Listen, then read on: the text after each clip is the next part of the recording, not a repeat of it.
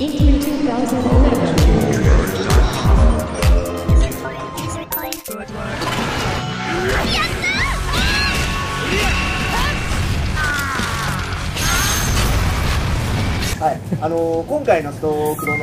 Okay, there's a couple new things that we're announcing here at E3 about Street Fighter Cross Tekken.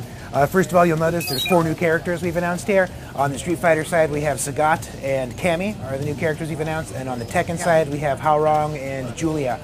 In addition to the character announcements, we're also talking this time about the cross rush system, which is a new kind of attack in the game, a new method of attack. Basically what this is, we've spoken before a lot about making a game that is equally accessible and equally comfortable for both fans and players of Tekken and of Street Fighter. This is another nod in that direction. Basically, it's a way to rather instinctively begin combos and execute combos.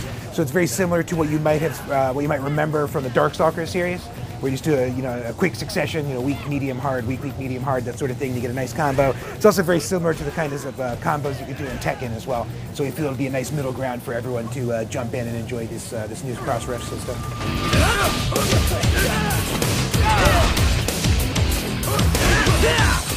And we talked a lot before about the idea of having Tekken players start out using the 4-button controls they're used to, and they can switch over to the 6 when they feel comfortable and they're ready. And I think that Julia and Haorong, who are in this current playable, are a good place to start if you wanted to try it out. You can play these characters the way you're accustomed to in the Tekken games, and when you feel really comfortable with that, you can use the other 2 buttons as well and start doing some additional combos and moves that wouldn't necessarily be available the other way. So to explain in a little more detail, basically the whole 4-button control scheme is really only implemented on the Tekken characters. The guys on the Street Fighter side, since it is Street Fighter and it is the version that Capcom's making, those guys are all 6-button through and through as you're accustomed to them. But we did try and make it a little easier for the traditional Tekken players to jump in, and they can use the 4 buttons for those characters if they so choose.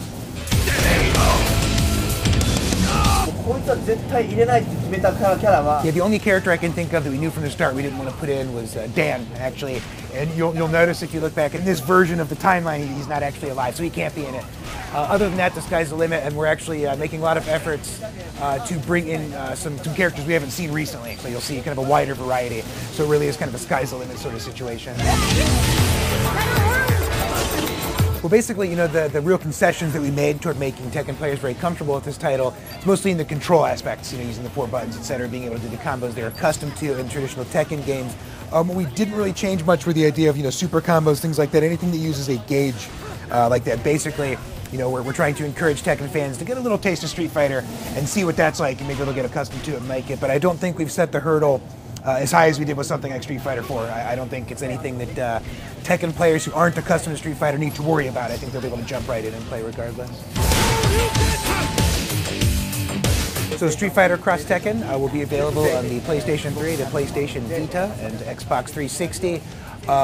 Right now, we can't talk a lot about a release date. There's a lot of characters we still want to get into the game. When we feel like we have enough in there and it's ready to deliver to you, we'll do so.